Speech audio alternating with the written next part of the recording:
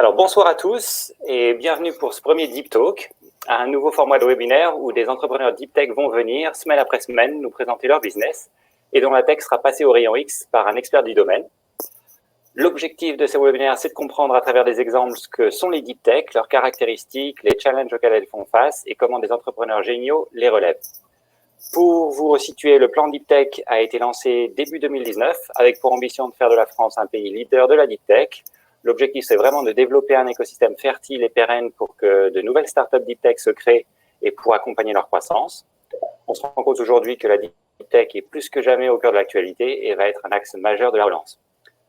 Je suis Adrien Muller, investisseur chez Large Venture, le fonds Late Stage de BPI France, qui est doté de 1,7 milliard d'euros. On est multispécialiste, on investit dans le digital, l'écotech, la biotech, et bien sûr avec une appétence toute particulière pour la Deep Tech. Parmi nos investissements, par exemple, Doctolib, Content Square, Insect, DVP Technologies ou Selectis. Alors pour ce premier Deep Talk, on est ravi d'accueillir Raoul Bravo, cofondateur et président d'Outsite, et pour le challenger, Luc Julia, qui est CTO et Senior Vice President de Samsung Innovation et qui dirige le laboratoire d'intelligence artificielle du groupe. Messieurs, bonsoir et merci d'être avec nous. Bonsoir. Bonsoir. Alors tout d'abord, Luc, vous êtes un des plus grands experts français de l'intelligence artificielle, notamment co-inventeur de Siri. Vous êtes avant tout un chercheur, passionné par les objets, la manière de les intégrer dans la vie de tous les jours, les faire collaborer, le tout en interaction avec et au service de l'humain. Et vous avez une très belle carrière en France, en Silicon Valley, dans les labos de recherche. Vous avez créé plusieurs startups et vous êtes ensuite dirigé vers les grands groupes. Vous êtes revenu en France sur votre terre natale, mais on comprend que vous êtes aujourd'hui aux États-Unis, il y a quelques années, et vous avez à cœur de partager et transmettre votre passion aux jeunes chercheurs, aux jeunes entrepreneurs et participer à l'essor de la French Tech. Merci. Raoul, de votre côté, vous faites partie de ces serial entrepreneurs à succès. Votre première société, Bylio, c'est spécialisé dans les chariots autonomes qui sont utilisés notamment dans les centres de logistique. Vous avez vendu plus de 500 dans le monde et mené la société d'étape d'amorçage à celle de l'introduction en bourse. Depuis quelques années, à travers vos sociétés Dibotics, puis Outside, vous vous spécialisez sur ce que vous appelez la Spatial Intelligence, dont vous allez nous parler dans un instant. Merci beaucoup d'être avec nous. Merci, un plaisir. Alors, c'est parti. Raoul, Outside a inventé la première caméra sémantique 3D et vous avez fait un tour de table de 18 millions d'euros en décembre dernier. Racontez-nous ça, comment est-ce que c'est possible? Alors bon, le financement en soi, c'est une belle étape, hein, mais c'est pas forcément une fin en soi. Et c'est vrai que c'est un montant important.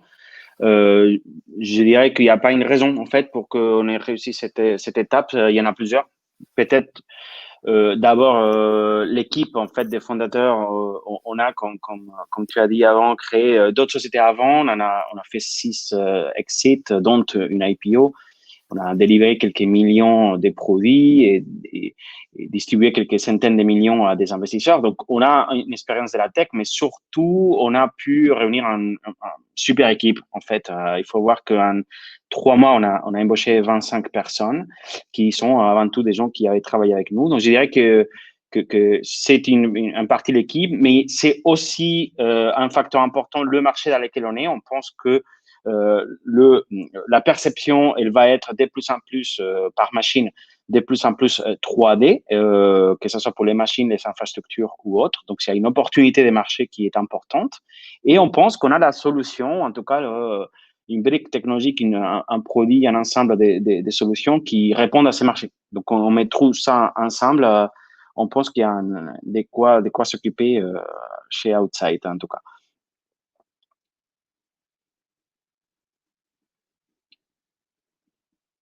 Oui. Le thème de ces webinaires, c'est aussi les deep tech. Et donc, en quoi est-ce que Outside, c'est une deep tech? Alors, je pense qu'il y a différentes façons de définir une deep tech, hein, mais moi, je dirais qu'il y a deux aspects déjà sur le mot deep, en fait. Donc, deep tech, effectivement, dans le sens où on fait une technologie qu'on pense des ruptures qui intègrent des avancées technologiques dans plusieurs champs, l'optique, les traitements de signal, etc. Donc, on va très, très profond, on va dire, dans les challenges scientifiques. Mais je dirais aussi que c'est deep dans un autre sens, dans le sens où on intègre verticalement en fait des parties des technologies qui sont différentes. Donc, encore une fois, on va depuis les lasers jusqu'à les traitements applicatifs. Donc, dans ce sens aussi, c'est un peu deep. Et peut-être un autre aspect en fait qui est souvent commun aux sociétés deep tech, hein, c'est que ça s'improvise pas en fait. C'est une technologie qui vient de quelques années de recherche et de développement qui en fait aussi une certaine façon un verrou technologique en fait important. Donc tous ces différents aspects, je pense que c'est des choses qu'on trouve chez Outside, mais aussi dans d'autres deep tech. Super, super. Raoul, s'il y a des slides à présenter, ne pas hésiter à passer sur celle d'après. Alors, donc, du coup, quels sont les problèmes que vous résolvez, les différents use cases? Ce qui une façon de décrire un peu ce qu'on résout, c'est ce qu'on montre à l'écran. C'est qu'une machine, ça peut être une voiture, mais aussi n'importe quel véhicule qui se déplace, il a plutôt intérêt à comprendre ce qui se passe autour. Et que ça soit parce qu'on vise l'autonomie ou tout simplement parce qu'on veut que ça soit plus sûr pour le conducteur ou les passagers et aussi les personnes autour. Et quand on regarde un peu plus près le challenge de comprendre ce qui se passe autour d'un véhicule, on voit que capter des informations, ce n'est qu'une partie du problème. Et donc, nous, on décrit plutôt le problème qu'on résout ou le problème à résoudre comme étant un peu plus large que ça. On appelle ça situation awareness, c'est-à-dire capter les bonnes informations de l'environnement et dans les contexte qui nous occupe, donc que ce soit la conduite autonome ou d'autres machines, ça veut dire 3D, parce que le monde, il est en 3D et qu'on a besoin de cette information, mais aussi comprendre qu'est-ce que ça veut dire ces informations-là, ce qu'on appelle sémantique, entre autres. Et donc, le point qu'on résout, c'est comment une machine est consciente de ce qui se passe autour. On applique ça aussi à les infrastructures dans lesquelles il y a des visiteurs ou des personnes qui les utilisent et pour lesquelles les mêmes briques technologiques, on va les utiliser pour comprendre ce qui se passe. Par exemple, on va juste ensuite vous montrer quelques exemples. On peut se comprendre de façon très, très fine comment les voyageurs utilisent les infrastructures d'un aéroport, par exemple. Et pourquoi ces problèmes, il est pas si facile que ça à résoudre, c'est parce que les technos, on va dire classiques, par exemple une caméra, elles sont pas suffisantes. Elles sont peut-être nécessaires, mais pas suffisantes, parce que je disais avant que la 3D est importante. Pourquoi? Parce qu'une caméra, on va dire classique, 2D, elle peut pas faire la différence entre un objet, on va dire grand, loin ou petit, proche. Disons que c'est les mêmes nombres de pixels dans la caméra parce qu'on n'a pas cette notion de profondeur. Et aussi, un deuxième aspect important, c'est que si je prends à nouveau l'exemple d'une caméra 2D classique, elle est ce qu'on appelle passive. Ça veut dire qu'elle dépend de la lumière extérieure, soit du soleil, soit d'une autre lumière.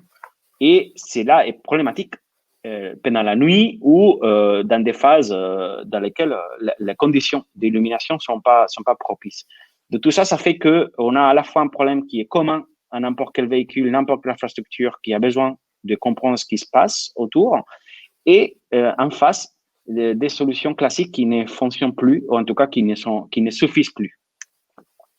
Et donc, c'est la réponse, on va dire, à ces problèmes. Pour nous, c'est ce qu'on appelle une caméra 3D sémantique qui, en reprenant les schémas que j'ai montrés avant, réalise en fait ces fonctionnalités embarquées en 3D en temps réel dans un seul device. C'est ça qui nous a permis de remporter le prix du CS Best of Innovation, ce qu'on appelle en général le vrai prix, on va dire, CES, parce qu'il y en a d'autres, mais ça, c'est le best of. Et en tout cas, ce qui compte, c'est qu'on pense, on s'attaque à un vrai marché avec une solution originale et assez unique.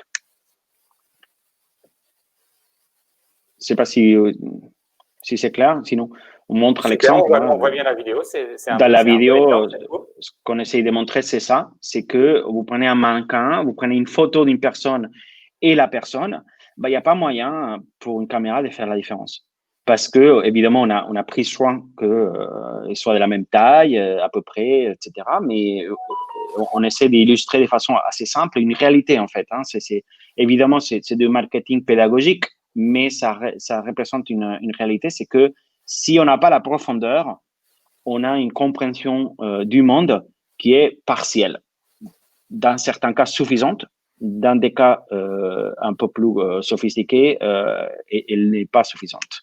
Et si on prend les mêmes exemples pour les infrastructures, c'est dont je parlais avant, ça c'est la salle de livraison bagages de Charles de Gaulle, si vous reconnaissez. Bon, évidemment, aujourd'hui, il y a un petit peu moins de monde, mais on a eu la chance de pouvoir démarrer avant le Covid. Et donc, ça, c'est l'équivalent de la salle de livraison bagages un petit peu plus busy, dans lesquels on est capable donc de traquer chacune des personnes, chacun des objets, comprendre exactement quelle est la trajectoire qu'ils sont en train de faire, combien de temps ils attendent, est-ce qu'ils sont en groupe, est-ce qu'ils sont seuls, comment ils utilisent, par exemple, les panneaux d'information ou d'autres assets, on va dire, des lieux, avec une finesse et une compréhension qui n'est pas possible d'avoir avec des caméras 2D classiques. Tout en signalant, je signale, c'est important, c'est que si vous regardez l'image, c'est vraiment la donnée qu'on a. C'est-à-dire qu'il est pas possible, d'un point de vue technique, à partir de ces images, reconnaître une personne en particulier. Donc, c'est important au niveau de respect de la vie privée, puisqu'on ne fait pas, évidemment, de Face ID ou tout simplement même de la reconnaissance d'image pour pouvoir générer ces types de données. Donc, on arrive en fait à une donnée qui, elle est extrêmement utile, extrêmement granulaire, sans besoin de s'attaquer ou de mettre en question la vie privée. Super, super. Donc, du coup, on a vu les voitures autonomes, on a vu les infrastructures. Est-ce que vous avez d'autres types d'applications que la technologie peut servir? Alors, on utilise souvent la voiture autonome comme exemple parce que c'est ce qui est le plus connu et ça parle un peu plus. Mais déjà, notre marché dans l'automotive, d'automobile, c'est pas forcément la voiture autonome, c'est plutôt l'aide à la conduite. C'est-à-dire que aujourd'hui, il est de plus en plus nécessaire que les voitures et les véhicules en général, donc ça veut dire aussi les bus, les camions, etc., ce qu'on appelle les véhicules commerciaux, ils soient capables de protéger non seulement les gens à l'intérieur, ce qui a été le focus de l'industrie automobile, quand vous mettez votre ceinture, votre airbag, etc., c'est surtout pour protéger les gens à l'intérieur de la voiture. Maintenant, il y a une vraie dynamique qui est de comment on fait pour protéger les gens à l'extérieur. Donc, les vélos, les motos, les piétons, etc.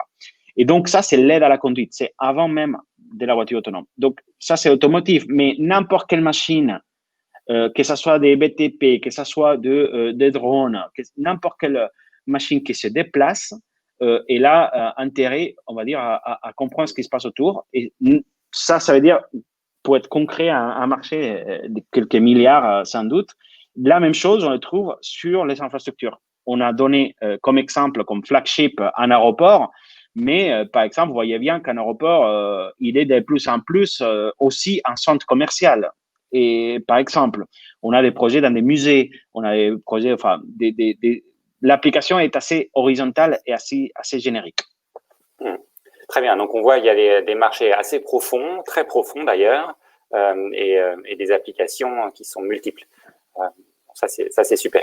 Alors, un des objectifs de ces Deep Talks, c'est aussi de regarder sous le capot et voir comment ça marche. Et donc, c'est pour ça qu'on est extrêmement heureux d'avoir un expert mondial avec nous qui va passer Raoul au grill et puis lui poser des questions dont j'espère qu'elles seront des plus pertinentes. Je suis sûr qu'elles seront des plus pertinentes.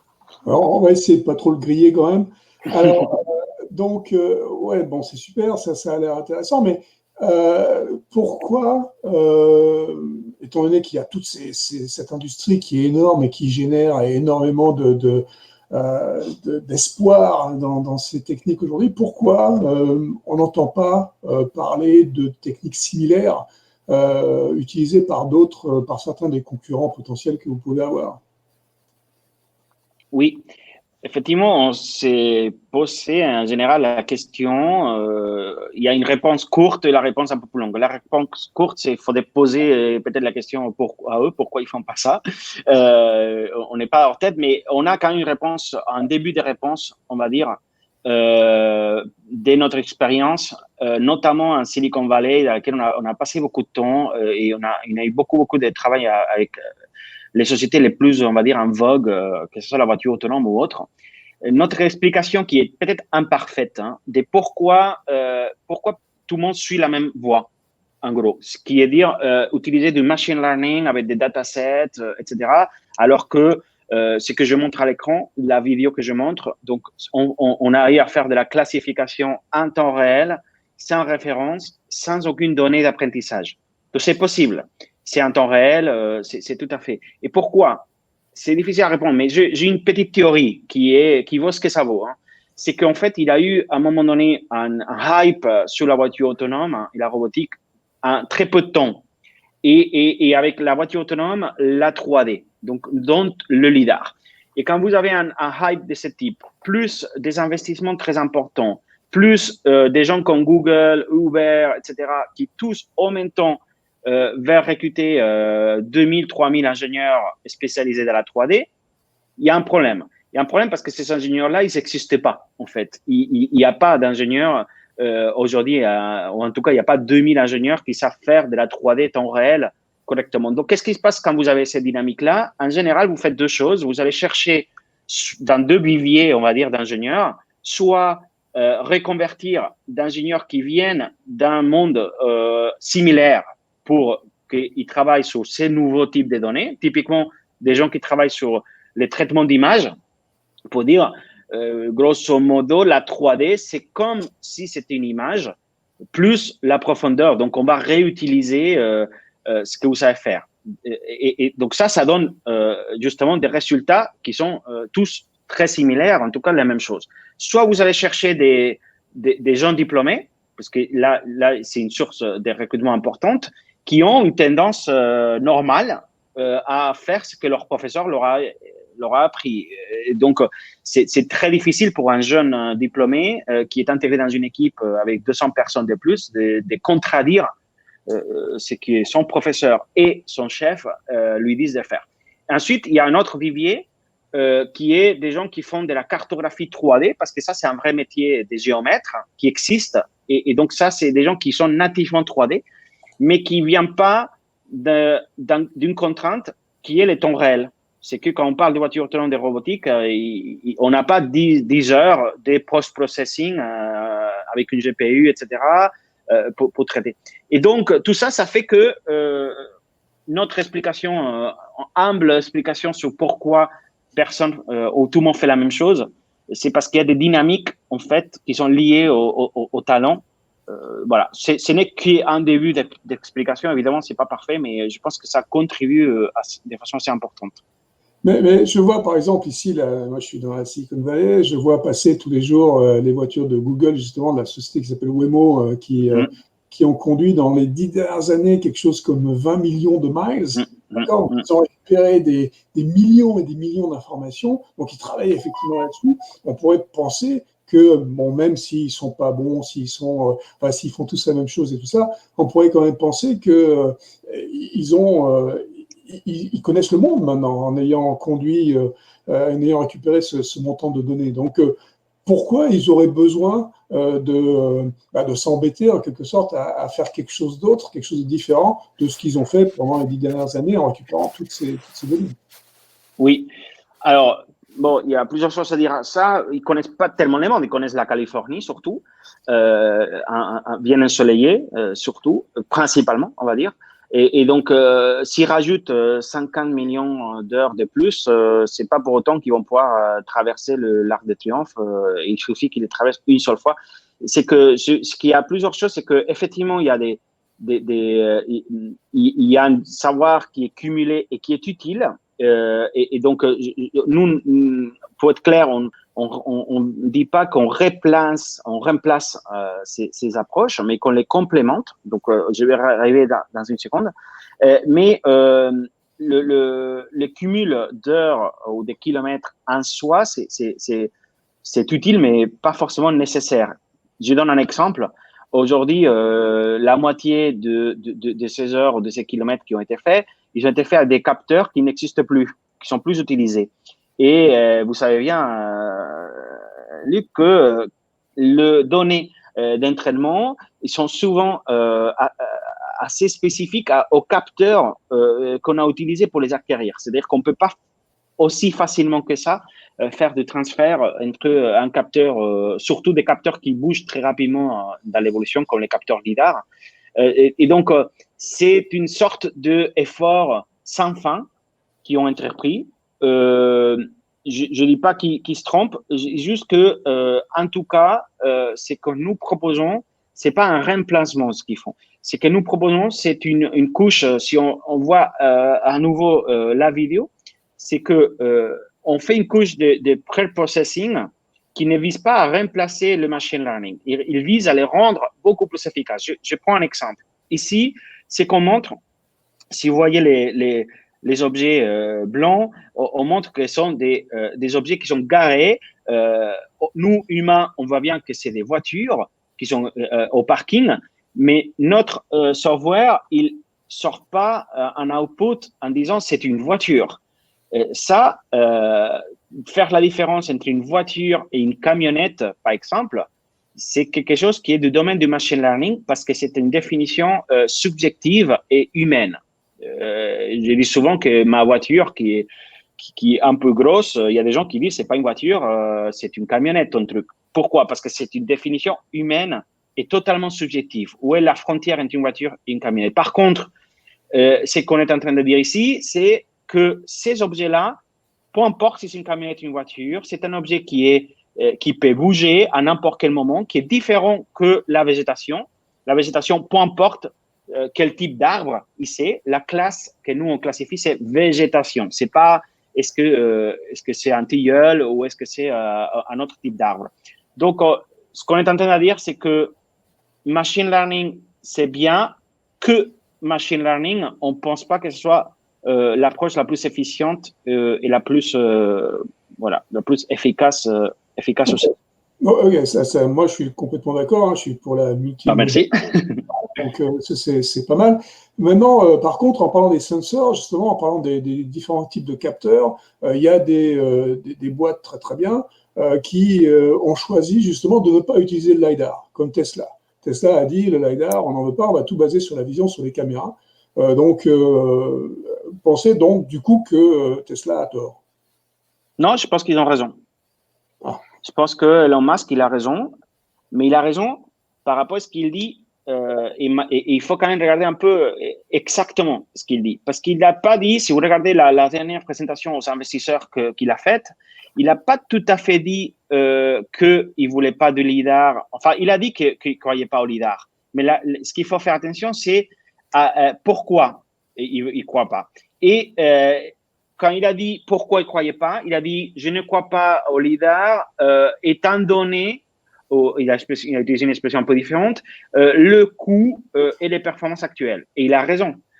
Les coûts et les performances des LiDAR actuels, ils ne sont pas compatibles avec les contraintes de Tesla. Et les contraintes de Tesla, c'est de vendre des voitures aujourd'hui, pas dans 5 ans.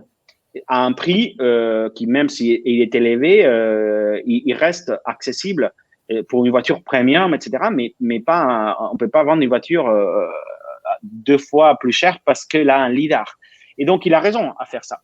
Et donc, nous, on est d'accord sur le fait que si nous, on existe, c'est aussi parce qu'on pense que la messe n'est pas dite du tout dans la perception 3D. C'est qu'il y a à la fois une demande forte que même Elon Musk reconnaît, il veut la 3D, c'est juste qu'il reconnaît aussi que la 3D LiDAR aujourd'hui n'est pas prête. Et une autre contrainte aussi qu'il y a à Tesla, c'est que malgré le marketing, ils ne font pas tout à fait de la voiture autonome. Ils font de l'aide à la conduite, qui est aussi une contrainte différente que la conduite totalement autonome. Un autre point que j'aimerais aborder, c'est, vous avez parlé tout à l'heure du fait que vous n'avez pas besoin d'une énorme puissance de calcul pour pouvoir faire ce que vous faites en real time et puis pour pouvoir reconstruire le monde autour de vous. Mais on voit aujourd'hui que edge computing et tout ce qui se fait autour des nouveaux processeurs qui vont arriver en the edge, qui vont être ces processeurs AI dont on parle beaucoup, en fait, quand ils vont arriver, on va pouvoir utiliser les vieilles techniques, les autres techniques, pas les vôtres, sur ces processeurs très très puissants.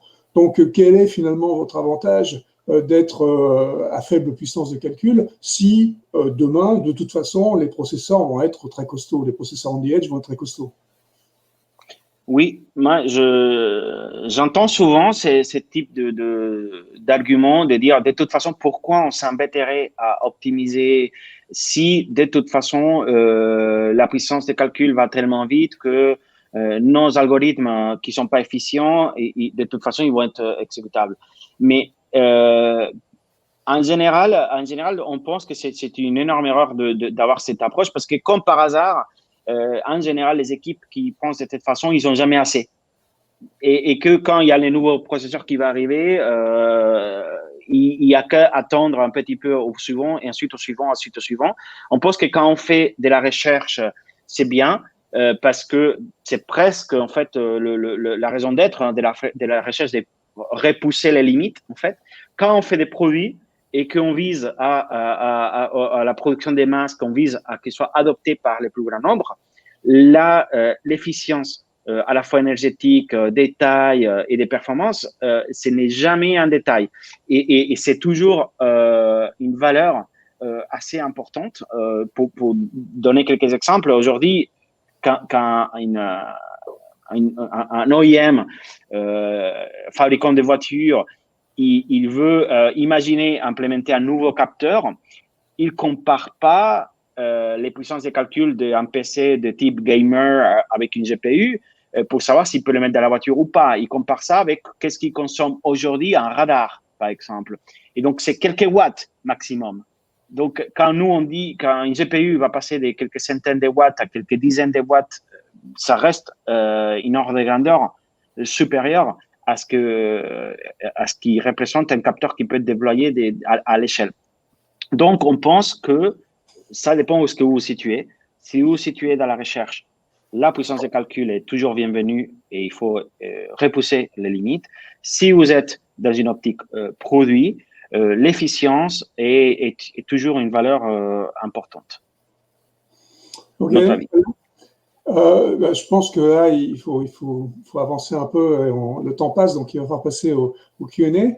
Merci beaucoup pour vos réponses et passons à la suite. Merci.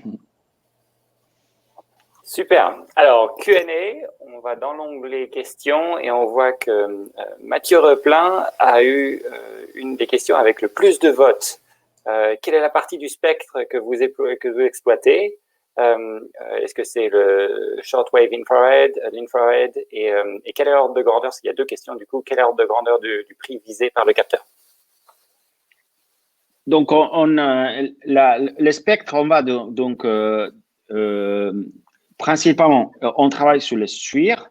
Donc, concrètement, pour être encore plus précis, c'est entre 1000 nanomètres et 1700 nanomètres. Voilà, c'est notre terrain de jeu, on va dire, idéal.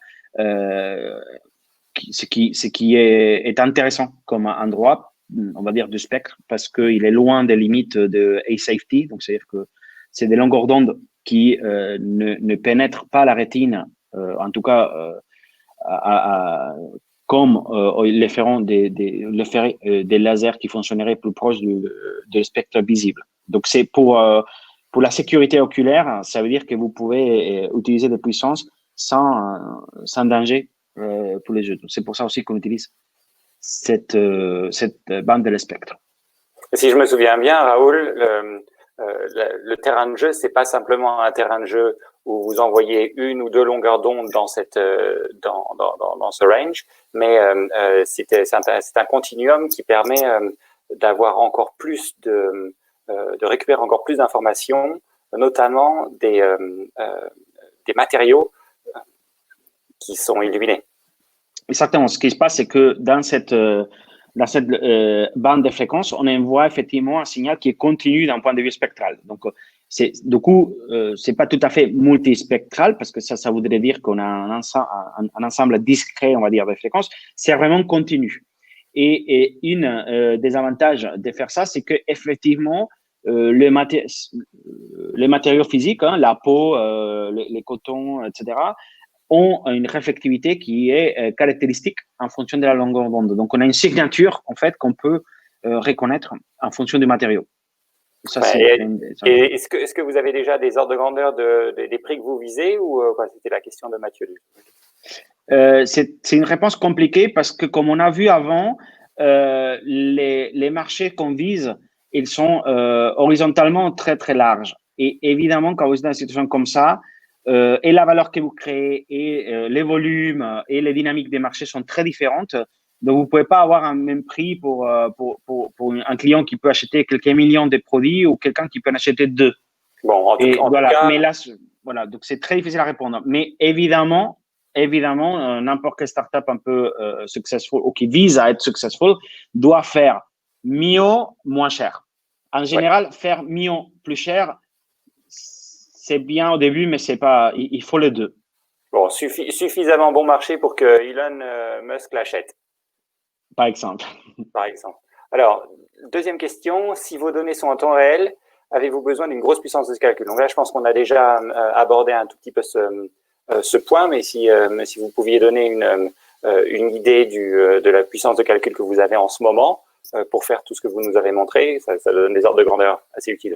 Oui, aujourd'hui, c'est basé sur un processeur ARM, donc on fait que du CPU, on fait pas du GPU.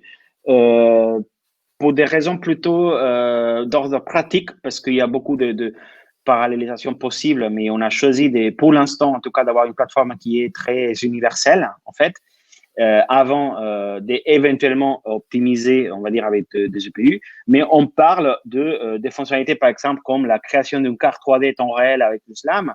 On parle d'un single core CPU ARM. Hein. Donc c'est vraiment très, très faible. On pense qu'ensuite, on peut aller vers les GPU. En général, le chemin inverse n'est pas si évident. Et donc, on commence pour CPU. Une autre raison pour laquelle on fait que du CPU ARM, pour l'instant, c'est que les premiers processeurs qu'on utilise, il est déjà automotive grade. C'est-à-dire que c'est important, en fait, le côté certification, certificabilité, functional safety, ce qu'on appelle, et n'importe quel processeur n'est pas certifié automotif. Super, super. Luc, est-ce qu'il y a une des questions dans la liste de questions qui vous paraît plus pertinente ou on continue de la dérouler? Je vais peut-être faire la prochaine et puis si vous voyez une qui vous… Pendant qu'on répond à la prochaine. Très bien. Donc, on a fait les temps réels. Le LIDAR, évidemment, donc il y a une source lumineuse vu que c'est un LIDAR. Voilà, il y en a une sur… celle de Wassim est passée. Voilà, la fiabilité suivant les conditions météo, le brouillard, parce que ça, c'est du coup dans l'ensemble des capteurs d'une voiture autonome ou de l'aide à la conduite.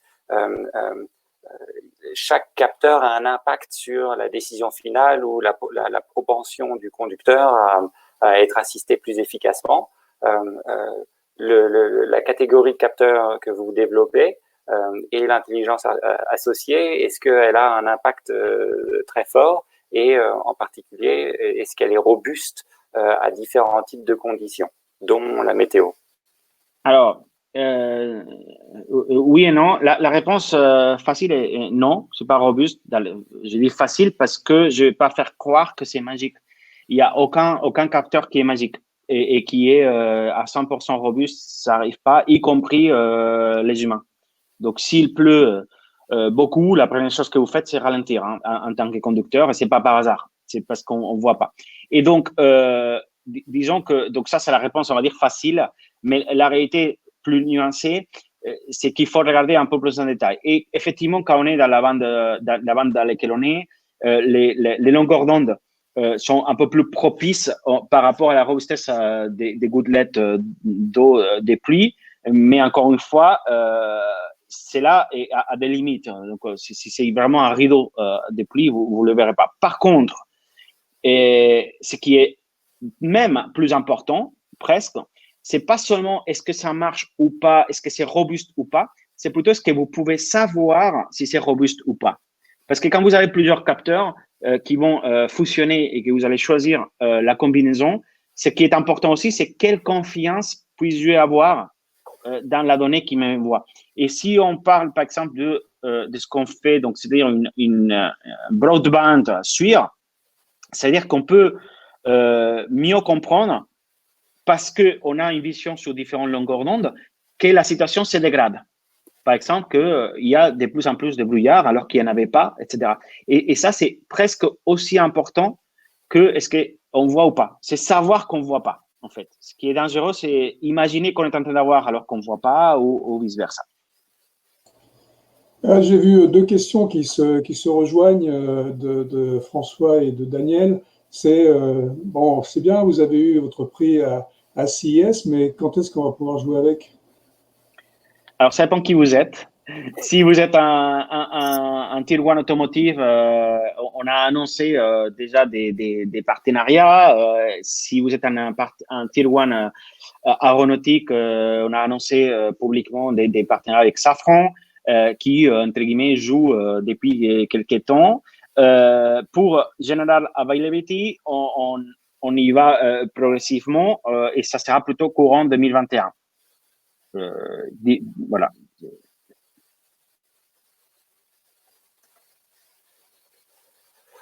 Bon, bah super. Qu'est-ce qu'on peut poser comme question d'autre? Il y a la question de la concurrence. On a dit tout à l'heure qu'il n'y avait pas vraiment de concurrence, qu'il n'y avait pas vraiment des gens qui faisaient ça, mais il y a la toute dernière question d'Arnold qui dit: est-ce que Arcur est un concurrent de votre caméra? Je ne connais pas Arcur, moi, mais peut-être que vous connaissez. Oui, je connais bien. Arcur est spécialisé dans on va dire, la sécurité périmétrique autour d'équipements de chantier ou voilà, ce type d'équipement. Je dirais que oui et non. Arcur, c'est une solution qui est basée sur la stéréovision, donc qui veut dire que c'est passif en fait. Et donc, par rapport à des concurrents d'Arcur, Arcur a une technologie qui est bien évoluée. Si on compare notre technologie, c'est pas la même monde, dans le sens où effectivement on est actif, on envoie notre propre lumière, et donc la stéréovision reste passive. Un autre souci de la stéréovision, c'est que la donnée de profondeur n'est pas forcément constante avec la distance. C'est-à-dire que vous pouvez avoir plus ou moins des précisions en fonction de où est-ce que vous êtes. Ça c'est adapté pour certains cas d'usage. Nous visons des cas d'usage très répandus, on va dire, et pas seulement quelques cas très concrets. Donc, je dirais que, voilà, oui, partiellement.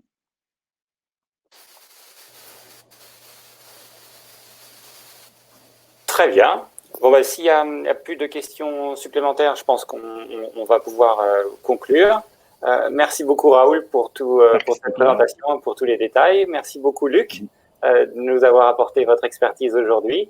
Je suis ravi qu'on ait pu découvrir Outside, qu'on ait pu comprendre ce que c'est que le Spatial Intelligence selon vous. Et puis, on vous souhaite le meilleur pour la fin. Ou pour la suite. Quand est-ce qu'on vous revoit et quelle est la prochaine levée? Qu'est-ce qui vient de chaud bouillant dans pas longtemps?